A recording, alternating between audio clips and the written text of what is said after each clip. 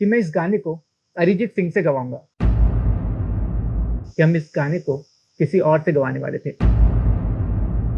अरिजीत सिंह तब तक काफी पॉपुलर सिंगर हो चुके थे। ये देखकर हैरान थे कि इतना प्रोफेशनल सिंगर ये कह रहा है कि ये गाना।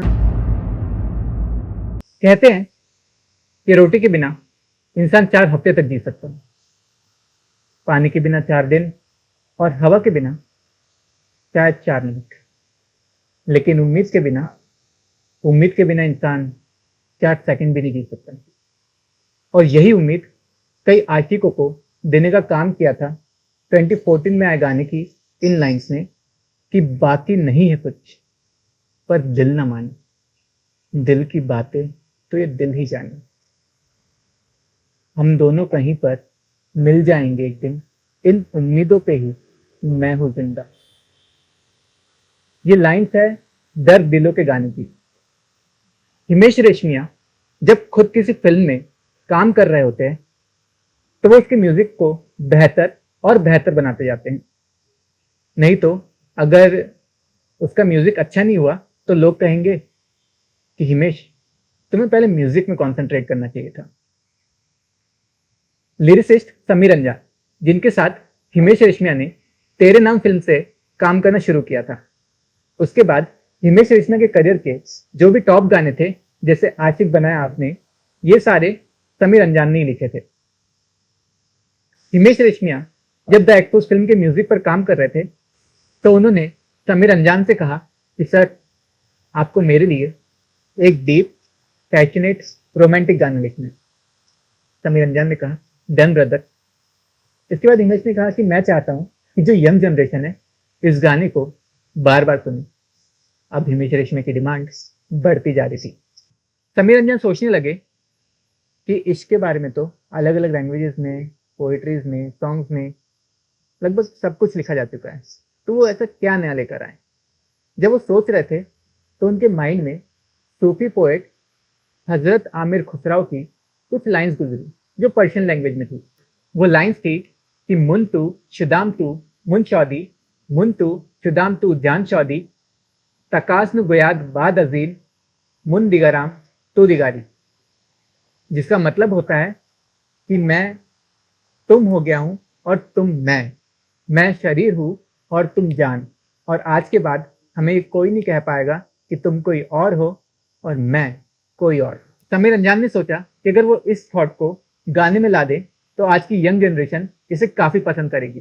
तो उन्होंने लाइंस लिखी कि दर्द दिलों के कम हो जाते, मैं और तुम अगर हम हो जाते। जब ये लाइन समीर अंजान ने हिमेश रेशमिया को सुनाई तो हिमेश रेशमिया को ये लाइंस काफी पसंद आई। उसके बाद हिमेश इस गाने की कंपोजिशन बनाने में लग गए।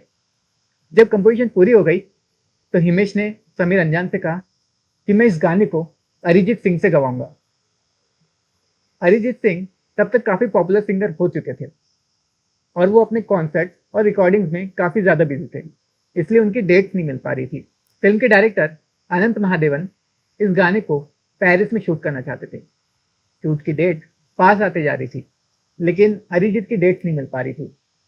तो आखिर हिमेश रेशमिया को इस गाने के लिए सिंगर चेंज करना पड़ा। जब किसी और सिंगर की बात आई तो उन्होंने समीर अंजान से डिस्कस किया कि अब इस गाने को किससे गवाना चाहिए।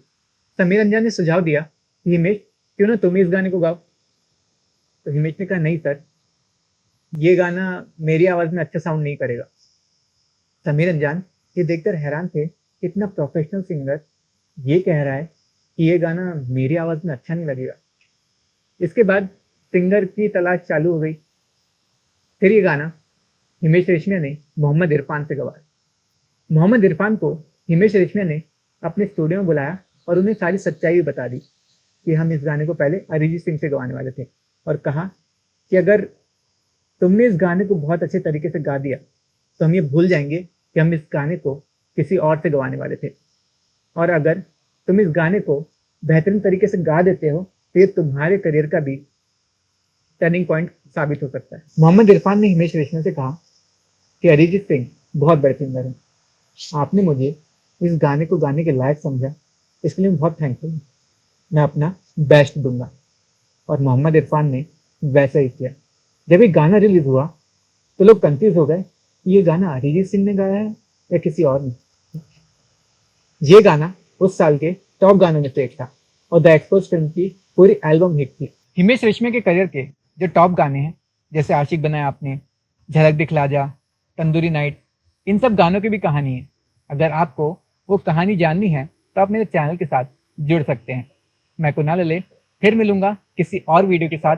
अगर आपको ये वीडियो पसंद आई हो तो आप जानती हैं क्या करना है, क्योंकि ये जो पब्लिक है ये सब जानती है, पब्लिक है।